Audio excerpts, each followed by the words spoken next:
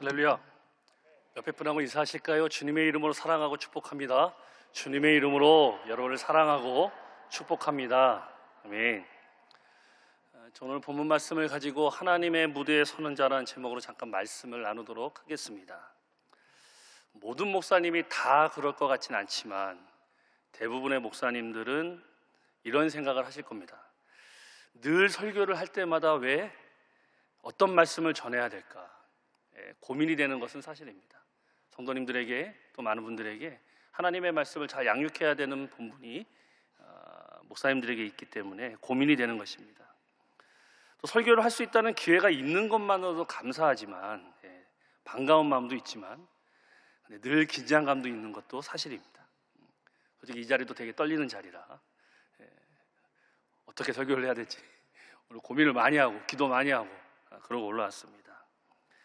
그래서 곰곰이 좀 생각을 해봤습니다. 왜 그렇게 설교할 때만 되면 긴장이 될까? 무슨 이유일까? 오늘 제목처럼 그것은 무대에 서는 것이 때문이지 않을까라는 생각이 듭니다. 전 늘 설교를 준비할 때마다 무대라는 단어를 묵상하곤 합니다. 물론 이 설교 강단을 무대로 표현하는 것이 좀 말도 안 되는 것 같지만 그렇지만 사람들에게 보여지는 상황은 무대와 똑같다라고 저는 생각을 합니다. 무대라는 단어는 저와 여러분이 이 자리에 함께 있고 제가 서 있고 말씀을 전하는 이유가 있다면 무대가 있는 것이고 강대상이 있고 설교 강단이 있기 때문에 말씀을 전하는 것입니다. 그러면서 또 드는 생각은 뭐냐면 이 세상을 살아가는 모든 사람들이 점점 더 무대가 필요하다는 것이죠. 사람들은 점점 더 볼거리를 찾고 또 많은 사람이 자신의 개인기나 특징을 살려서 사람들에게 보여주고 싶어하고 자신을 드러내고 싶어하고 그래서 소위 말하는 유튜브도 마찬가지고 뭔가 자기의 것을 다 보여주고 싶고 알리고 싶은 것이 사람의 심리이기 때문에 그 무대에 서는 것만으로도 사람들에게 인정받고 또 칭찬받고 싶어 하는 것입니다. 그러면서 한편으로는 저는 오늘 설교를 준비하면서 어떻게 기도했냐면 하나님, 사람들 앞에 서는 무대가 아니라 하나님 앞에 서서 하나님과 예수님만 이야기하는 무대에 서고 싶습니다라고 저는 기도했습니다. 한편으로 제가 부탁드리고 싶은 것은 뭐냐면 사람들이 보는 무대가 아니라 여러분들도 하나님이 보고 계시는 하나님 앞에 서서 나가는 그런 무대에 서셨으면 좋겠습니다. 그런 사람이 되셨으면 좋겠습니다. 그래서 하나님만 자랑하시고 예수님만 자랑하는 여러분이 되셨으면 좋겠습니다. 자, 그런 의미에서 오늘 우리가 너무나 사랑하는 이 예수님의 생애를 묵상할 때마다 저는 느끼는 것이 있습니다. 예수님은 뭔가 특별한 무대가 필요 없으셨어요. 그냥 예수님이 계신 곳이 말씀을 전하는 곳이고 예수님이 서 계셨던 곳이 하나님의 말씀을 전하는 그런 무대였던 것입니다. 특별히 무대 체질이 아니셨다는 것이죠. 왜? 예수님의 삶 자체가 늘 무대였습니다. 어디를 가시던 간에 그것이 무대였다는 것이죠. 그러면서 한편으로는 예수님의 삶이 그렇게 무대였던 것처럼 우리도 마찬가지로 그 삶을 따라가라고 성경에서 말씀하고 계신 것이 아닌가. 예수님 스스로 삶의 무대가 어떤 것인지 보여주시기 위해서 하나님의 말씀을 하신 것이 아닌가라는 생각이 듭니다. 그렇기 때문에 우리가 그 예수님께서 친히 삶으로 보여주셨던 그 은혜를 우리가 기억하면서 오늘 말씀을 드리고자 하는 것입니다. 첫째는 예수님의 등장입니다. 자, 오늘 본문은 사흘 되던 날로 시작을 하고 있습니다. 이게 뭐냐면 우리가 알다시피 예수님이 공생애를 시작하신 지 딱 사흘째 되는 날이라는 것이죠. 근데 이 사흘째 되는 날에 어떤 한 혼인잔치에, 가나안의 혼인잔치에 초대를 받게 되십니다. 근데 이 혼인잔치에서 도저히 있을 수 없는 일이 벌어지고 말죠. 무슨 일입니까? 포도주가 떨어졌다는 거예요. 여기서 왜 이런 상황이 일어났는가 생각하기 전에 유대인들의 문화를 생각해 보면 유대인들은 이 모든 잔치에 포도주가 없으면 안 됩니다. 꼭 포도주가 필요합니다. 그렇기 때문에 포도주가 떨어졌다는 거 너무나 큰 사건인 것이죠. 근데 또 생각을 해보면 여러분 보통 잔치를 준비하면 대충 인원이 몇 명이 올지를 생각하잖아요. 그렇죠? 그래서 이 정도 올 거라고 생각하고 음식과 양을 준비하는데 근데 왜 포도주가 떨어졌을까? 분명히 예상한 손님들이 있었을 건데 어떻게 보면 그냥 상식적으로 생각했을 때 이게 말이 안 되는 이유인 거죠. 근데 오늘 본문 2절에 보시면 예수와 그 제자들도라고 시작하고 있습니다. 제자들이 아니라 제자들도입니다. 혼인잔치에 어떻게 보면 이 제자들이 올 거라는 것은 예상치 못하지 않았을까. 그러면서 좀 재미나는 상상을 해봤습니다. 제자들이 아직 믿음이 깊지 않았을 거고요. 그리고 제자들의 직업이 뭡니까? 대부분이 어부입니다. 말씀 안 드리겠습니다. 어부들이 어떤 사람인지. 아마 좀 주당들이 아니었을까라는 생각이 들어요. 그래서 포도주를 너무 많이 마신 것이 아닌가라는 생각을 재미난 상상을 한번 해봤습니다. 어떻든 혼인잔치에 포도주가 떨어져서 큰 사건이 일어났는데 여기서 또 이상한 질문을 하죠. 포도주가 떨어졌으면 누구한테 이야기하는 것이 맞습니까?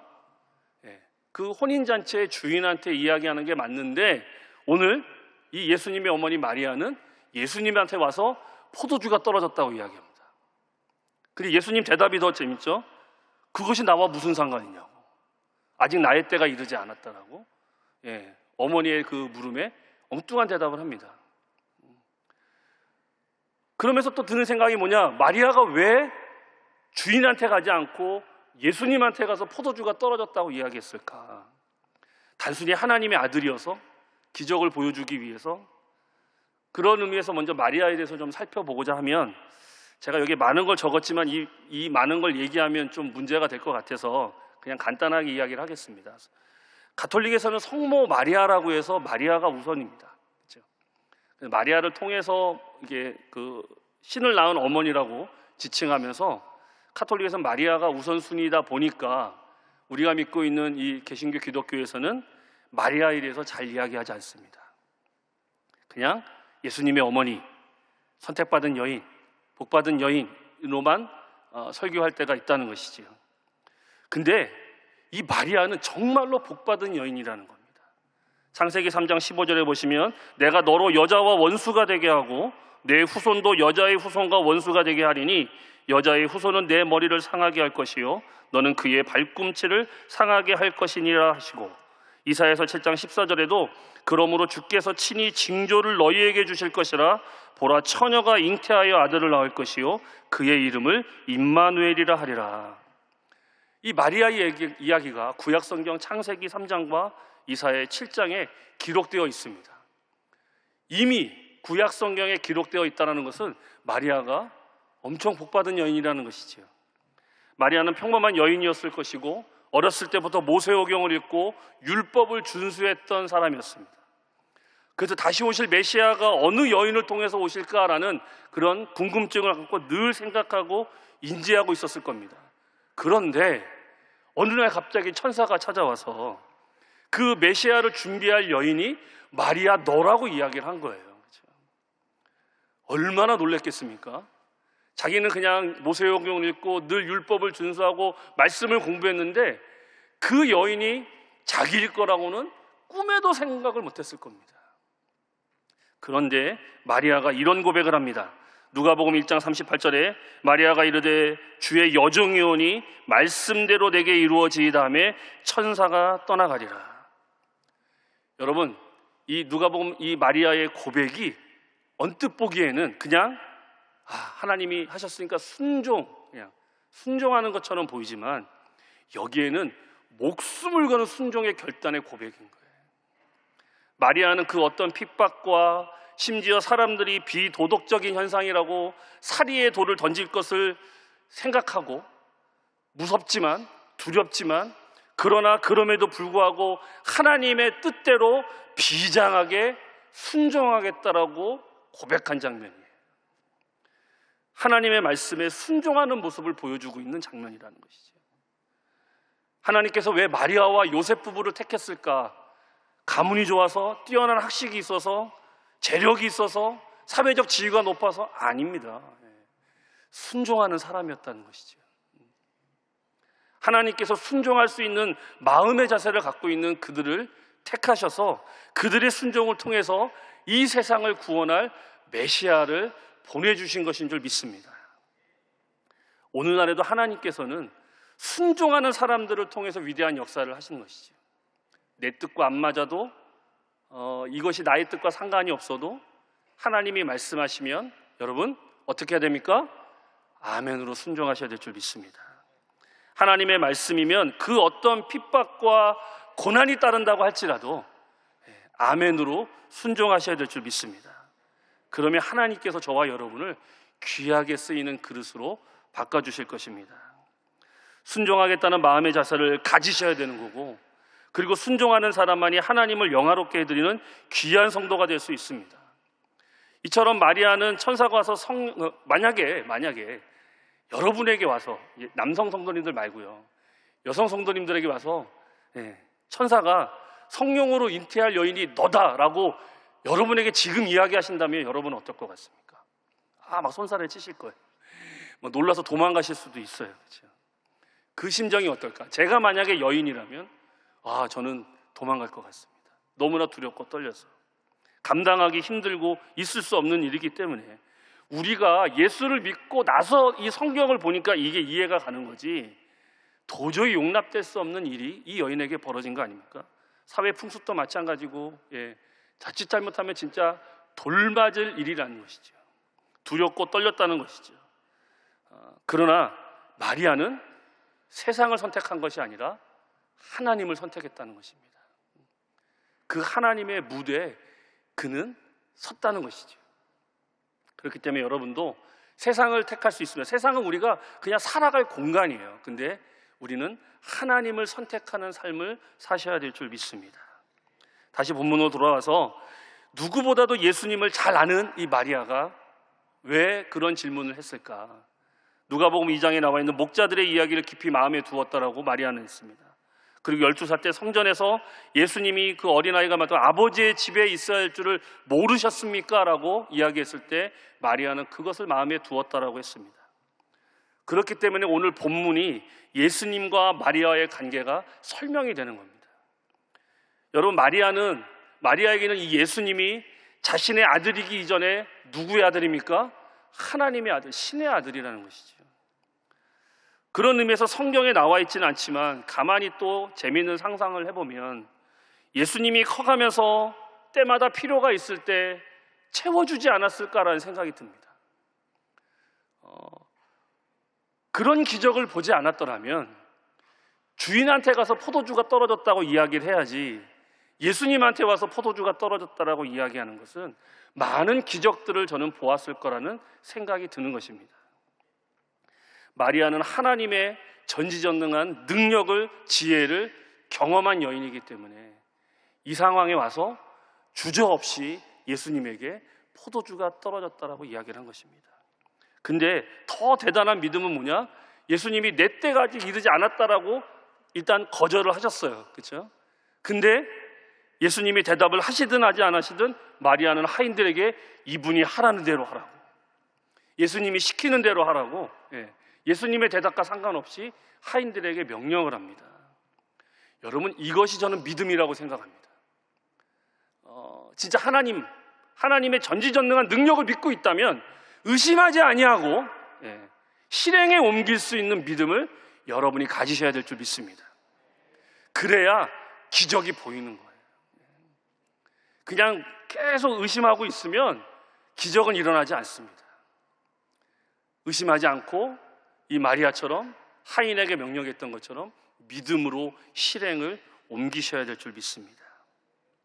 이것이 믿음이고 기적을 일으킬 수 있는 저는 원동력이라고 믿습니다. 이 기적은 예수님, 마리아, 하인들만 알고 있는 이 기적을 많은 세상의 사람들에게 알려야 하는 것이 저와 여러분의 사명인 줄 믿습니다. 두 번째로, 여러분 어떤 인생을 살고 싶으십니까? 여러분, 여기서 우리는 두 가지 인생을 알 수 있습니다. 첫째는 기적을 일으키는 사람, 하나님으로 하여금 기적을 행하시게끔 하는 사람. 두 번째, 기적을 구경하는 사람. 말 그대로 그냥 기적을 보고만 있는 거예요. 그렇죠? 자, 여러분 어떤 사람이 되고 싶으십니까? 1번. 이게 손 안 드세요? 그냥 기적을 보고만 있으실 겁니까? 기적을 일으키는 사람이 되셔야 될 줄 믿습니다. 어떤 인생을 살고 싶으십니까? 그냥 구경으로 끝나면 안 되는 거예요. 그렇죠? 구경으로 끝나면 안 되고 믿음에서 계속해서 불신앙하면 안 되는 거예요.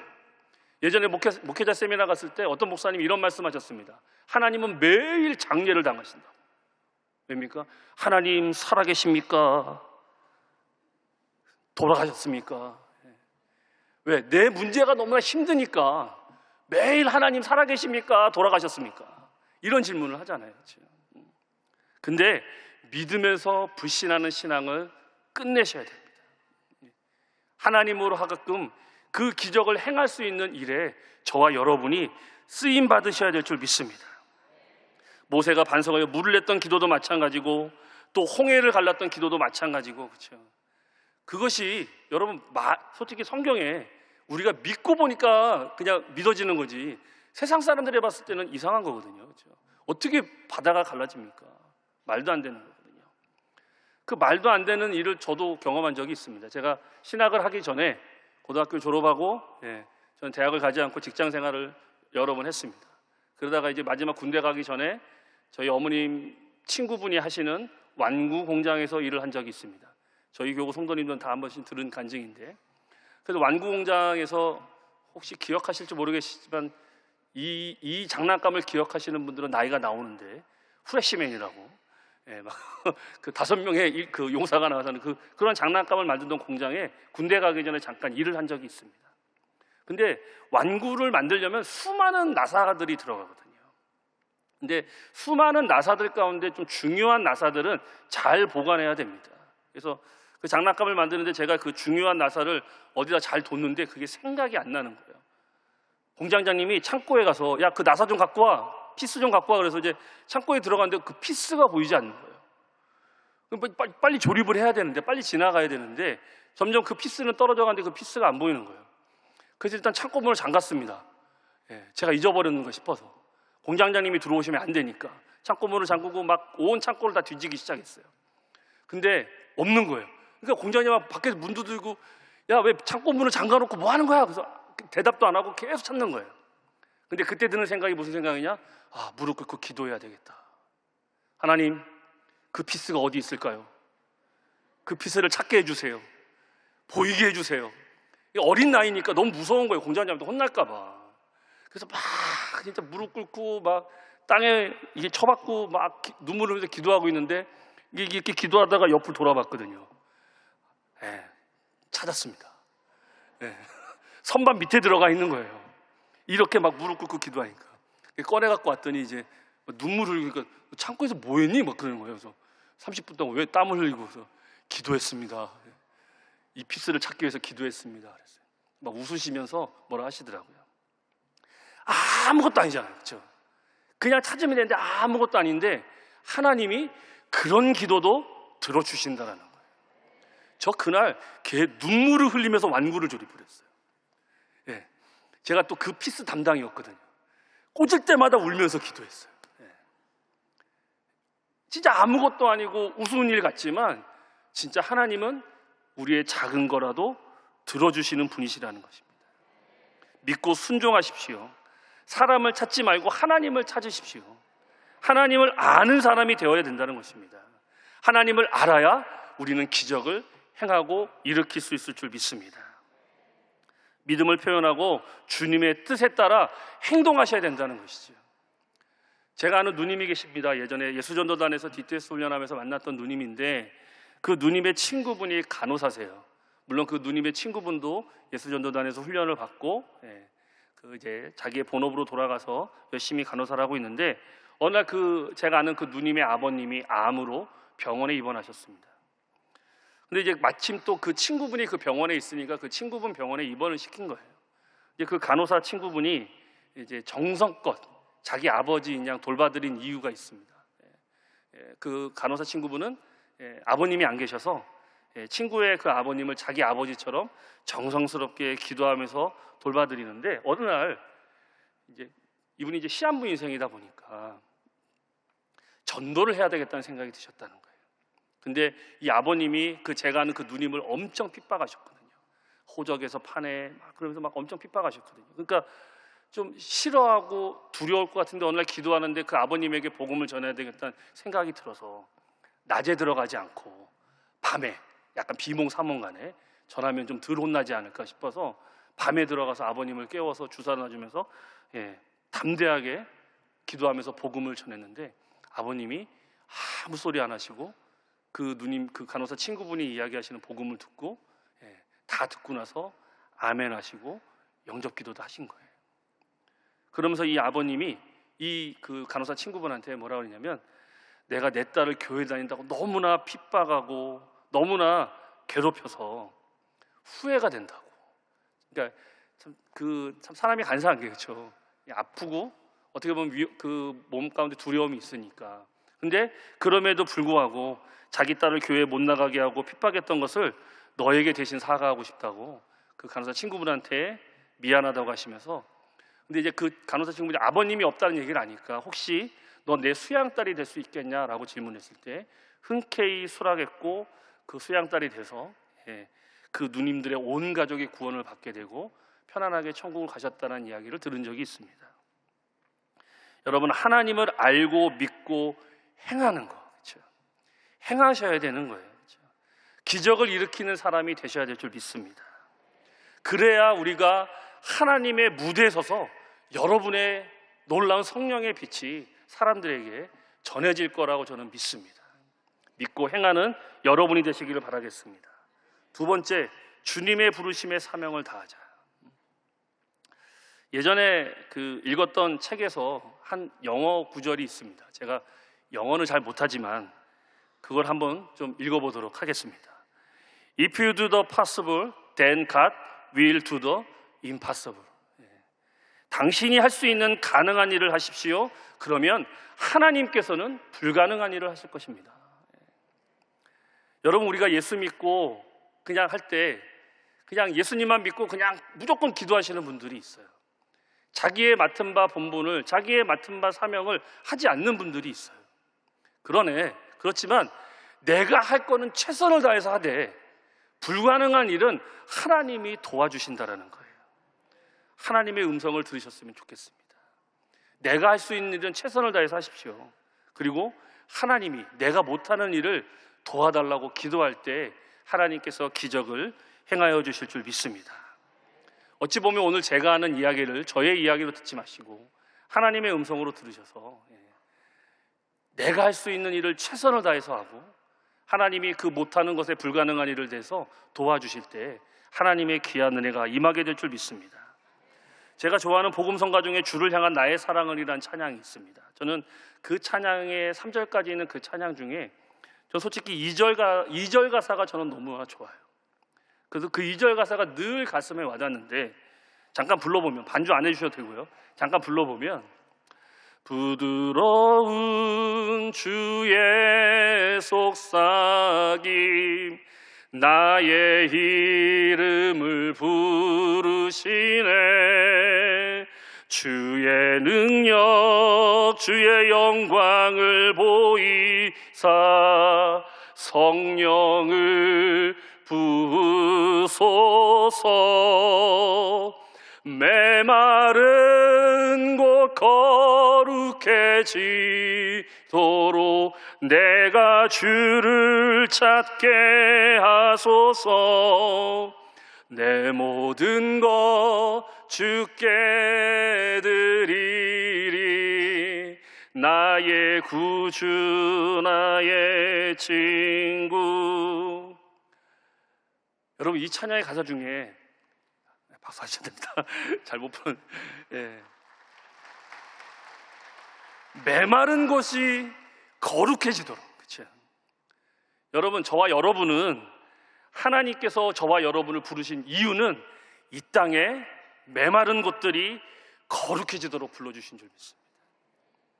그 부름에 우리가 성령을 부어주시고 그 성령의 능력을 흘려보내셔야 되는 거고, 그리고 그 하나님께서 우리에게 그 믿음을 주신 것처럼 이 찬양의 가사처럼 나의 모든 것을 다 하나님 앞에 드리며 우리가 그 이 땅의 메마른 땅에 하나님의 복음을 전하셔야 될 줄 믿습니다. 하나님께서는 우리에게 감정이 아닌 믿음이라고 하는 인격의 반응을 주신 이유가 우리는 그 믿음을 사용하라는 거거든요. 그 믿음을 사용해서 메마른 곳이 진짜 거룩해지는 하나님의 놀라운 능력이 임하는 그 땅을 변화시키는 능력이 저와 여러분에게 있을 줄 믿습니다. 근데 우리가 그 믿음을 사용하기보다는 어떻게 하면 그 상황을 내 방식, 내 생각, 내 뜻대로 할까? 그냥 하나님 앞에 먼저 다 맡기고 하나님의 믿음을 사용해야 되는데 삶의 현장에서 일어나지 않는 것에 대한 불신을 깨트리고 우리는 믿음을 사용하셔야 될 줄 믿습니다. 내가 해야 할 일은 그냥 의심하지 않고 믿음으로 나아가셔야 될 줄 믿습니다. 그것이 저와 여러분을 부르신 이유라고 저는 생각합니다. 하나님이 우리에게 원리와 원칙을 성경 말씀을 통해서 주셨잖아요, 그렇죠? 근데 그것을 잘 지켜야 된다는 거죠. 주님께 요구하는 것만으로도 우리의 믿음을 지켰다라고 생각하시면 안 되는 거죠. 그냥 내가 요만큼 했으니까 나의 신앙의 본분을 다했다? 아니라는 거죠. 더 하셔야 된다는 거죠. 우리가 요구할 것이 먼저 주님이 우리에게 요구하신 것들을 다 순종하고 우리는 하나님에게 요구하셔야 되는 것입니다. 나의 꿈, 나의 비전, 나의 직장, 가족, 구원들 모든 것들 다 하나님이 먼저 요구하신 것들을 우리가 순종하고 그러고 나서 그것을 우리가 다 믿음으로 행하고 난 다음에 하나님께 우리가 이것을 도와달라고 기도하시는 여러분이 되어야 될 줄 믿습니다. 선포하셔야 될 줄 믿습니다. 그러기 위해서 우리는 주님의 말씀에 순종하셔야 되고 나는 복받은 사람이라고 오늘 이 마리아처럼 그런 고백이 돼야 된다는 것이죠. 여러분 각자 교구가 있으시고 각자 지역이 있으실 거예요, 그렇죠? 거기서 혹시라도 하나님께서 리더로 아니면 어떻게 하라고 부르심을 하신다면 아멘으로 순종하셔야 될 줄 믿습니다. 마리아처럼 오늘 말씀대로 내게 이루어지이다. 이런 믿음의 고백이 있어야 될 줄 믿습니다. 여러분 예수님이 우리와 함께 하신다는 사실 잊으시면 안 되죠. 매 순간순간이 하나님이 우리와 함께 하시는 것입니다. 주님의 말씀에 순종하고 그분의 말씀을 따를 준비가 되었으면 그냥 우리는 행하기만 하면 됩니다. 그리고 그 부르심에 사명을 다하셔야 돼요. 주님께 그러면서 우리의 이야기를 아뢰면 기적이 일어나는 것입니다. 순종하며 나갈 때 놀라운 승리가 있게 되고 그것을 통해서 하나님이 우리에게 주신 이 세상이라는 무대에서 우리의 역량과 믿음을 펼치면서 저와 여러분은 멋있는 그리스도인이 될 수 있는 거예요. 그렇죠? 하나님의 은혜가 임하게 될 줄 믿습니다. 오늘 말씀이 어떻게 보면 가나의 혼인잔치의 기적인데 제가 왜 무대라고 이야기했냐면 진짜 하나님이 우리에게 주신 그 무대에서 우리가 기적을 일으키고 사람들이 변화되어지는 모습을 우리가 보여줘야 될 줄 믿습니다. 그래서 진짜 멋있는 그리스도인들이 되셨으면 좋겠어요. 멋있는 성도님들이 되셨으면 좋겠어요. 그래서 여러분 기적을 보지만 마시고 믿음으로 기적을 행하시는 여러분이 되시기를 예수님의 이름으로 축원을 드리겠습니다. 제가 잠깐 기도하겠습니다. 하나님, 주님의 은혜 가운데 함께 하시고 인도하여 주셔서 오직 주님을 바라보며 하나님을 바라보며 하나님의 무대에서 많은 사람들에게 주님의 거룩함을 아버지 나타내고 나가는 우리 귀한 성도님들 될 수 있도록 붙들어 주시옵소서. 주님이 함께 하심을 믿사오며 예수님의 이름으로 기도드립니다. 아멘.